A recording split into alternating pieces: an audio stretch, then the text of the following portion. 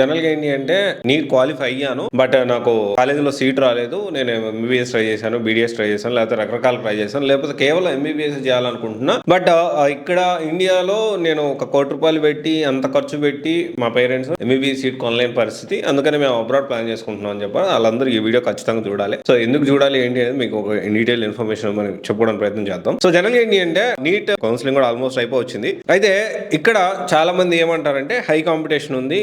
Seat రాకపోతే కోట్లు కట్టాలి అండ్ రిజర్వేషన్ సిస్టమ్ ఉంది. ఆ రిజర్వేషన్ సిస్టమ్ లో మంచి మార్కులు వచ్చినా కానీ మాకంటే తక్కువ మార్కులు వచ్చిన వాళ్ళకి సీట్లు వచ్చాయి, మాకు రాలేదు. రకరకాల కారణాలతోటి నేను ఇక్కడ ఉండను, నేను అబ్రాడ్ లో చదువుకుంటానని చెప్పి ఎంబీబీఎస్ చైనాలో చేస్తాను, లేకపోతే ఎంబీబీఎస్ ఉక్రెయిన్ లో చేస్తాను. ఉక్రెయిన్ అంటే ప్రెసెంట్ వార్ నడుస్తుంది, కానీ తెలుగు రాష్ట్రాల్లో చాలా మంది కొన్ని కన్సల్టెన్సీస్ ద్వారా ఉక్రెయిన్కి వెళ్ళి ఆ తర్వాత వార్ స్టార్ట్ అయినప్పుడు వాళ్ళ పరిస్థితి ఎంత దారుణంగా ఉందంటే, సో అక్కడి నుంచి మళ్ళీ మన ఫైటర్ జెట్స్, మన ఎయిర్ ఫోర్స్ వెళ్ళి అక్కడ మన స్పెషల్ ఫ్లైట్ తీసుకెళ్లి అక్కడి నుంచి వాళ్ళని జాగ్రత్తగా ఇండియా తీసుకొచ్చారు. సో వాళ్ళ చదువు అనేది అర్ధాంతంగా ఆగిపోయింది. సో అయితే దీంతో పాటు చాలా వరకు ఇక్కడ మనం అందరం అర్థం చేసుకోవాల్సిన విషయం ఏంటి అంటే, ఎంబీబీఎస్ అబ్రాడ్ లో ఇప్పుడున్న పరిస్థితిలో చదవడం అనేది డెఫినెట్లీ సేఫ్ కాదని నేను అనుకుంటున్నాను. ఎందుకంటే ఒక పక్క ట్రంప్ ఏమో చీపో దొబ్బేయండి అంటున్నాడు, ఇంకో పక్క ఆస్ట్రేలియా చూసుకుంటే నిన్న దాదాపు కరెక్ట్ ఈ వీడియో రిలీజ్ చేయడానికి ఒక 10-15 డేస్ బ్యాక్ ఒక 20 సిటీస్ లో దీనికి సంబంధించి ఒక ఇండియన్ స్టూడెంట్స్ గో బ్యాక్ అని చెప్పి ఒక పెద్ద ర్యాలీ, అంటే ఒక పెద్ద ప్రొటెస్టులు చేశారు. వీళ్ళు మాకు ఉద్యోగాలు లాక్కుంటున్నారు, మా రిసోర్సెస్ వాడుకుంటున్నారని. వేలియాజ్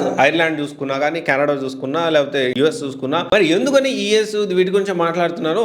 సో చాలా అబ్రాడ్ కంట్రీస్ అంటే ఎంబీబీఎస్ అంటే తక్కువ ఖర్చులు అయిపోయేవి చాలా ఉన్నాయి కదా. మనం చూస్తే రష్యాకి వెళ్ళొచ్చు, లేకపోతే ఫిలిప్పీన్స్కి వెళ్ళొచ్చు, తర్వాత ఫ్రాన్స్, ఇలా చెప్పుకుంటూ పోతే సౌదీ అరేబియా, యుఏఈ, ఇలా చాలా ఉన్నాయి కదా అనుకోని చాలా మంది అనొచ్చు. దానికి కూడా రీజన్ ఉంది. కేవలం కన్సల్టెన్సీస్ చాలా వరకు ఇక్కడ మోసం చేస్తూ ఉంటాయి. ఎందుకు ఏ విధంగా చెప్తున్నానంటే, వీళ్ళందరూ ఇప్పుడు మనం అనుకున్నట్టు మీరు చెప్పిన కంట్రీస్ ఏవైతే ఉన్నాయో మళ్ళీ ఇక్కడికి వచ్చిన తర్వాత వాళ్ళు కంపల్సరీ ఎగ్జామ్ రాయాలి. ఫారెన్ మెడికల్ గ్రాడ్యుయేట్ ఎగ్జామ్ అనేది వాళ్ళు ఎక్కడికి వచ్చి రాయాల్సి ఉంటుంది. సో ఇది ఎవ్రీ ఇయర్ 2 times జరుగుతుంది. ఇది రాసిన తర్వాత అంటే 1 year వాళ్ళు ఇంటర్న్ లాగా అట్లా పనిచేసి ఆ తర్వాత మళ్ళీ వాళ్ళు ప్రాక్టీస్ పెట్టుకోవడానికి అవకాశం ఉంటుంది. బట్ ఇక్కడ అర్థం చేసుకోవాల్సిన విషయం ఏంటి అంటే, ఇక్కడ అబ్రాడ్ లో చదివేది కూడా మినిమం ఒక 50 లక్షల నుంచి 60 లక్షలు ఉంటుంది. సో ఇక్కడ ఫస్ట్ పాయింట్ ఏంటి అంటే, ఎగ్జామ్ లేకుండా యుఎస్ కానీ, ఆస్ట్రేలియా కానీ, కెనడా కానీ, న్యూజిలాండ్ అండ్ యూకే వీటిల్లో చేస్తే డైరెక్ట్ గా మనకి వితౌట్ ఎగ్జామ్ ఏమీ రాయాల్సిన అవసరం లేకుండా డైరెక్ట్ గా ప్రాక్టీస్ స్టార్ట్ చేసుకోవచ్చు.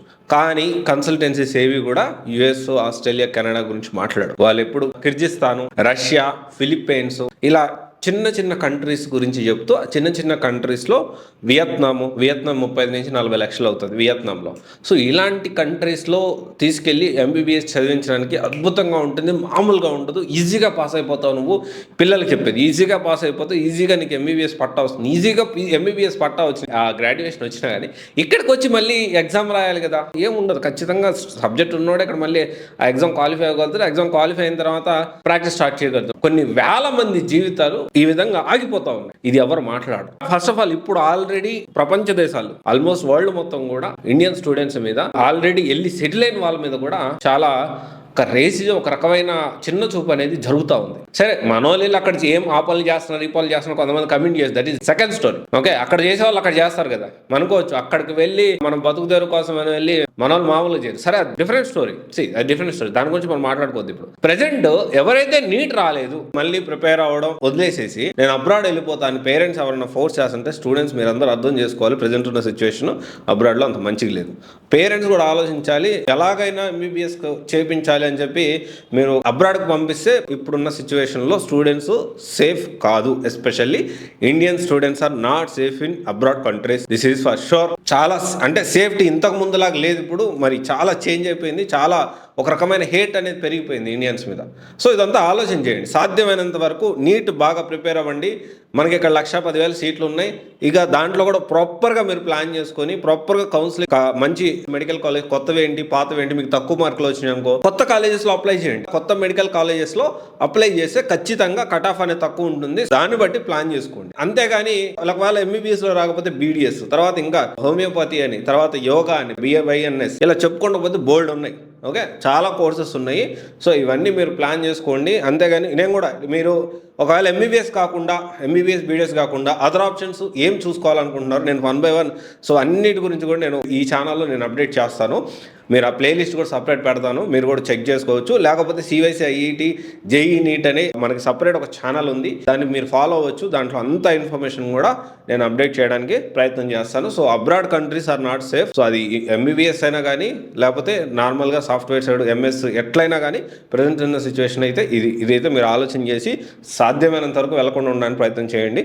సో డెఫినెట్లీ మనకి ఇక్కడ ఉండే బోల్డ్ ఆపర్చునిటీస్ ఉన్నాయి, అది మనం రైట్ వేలో వెళ్ళి దాన్ని గ్రాప్ చేసుకోవడం అనేది చాలా important. Thank you. This is Raj signing off.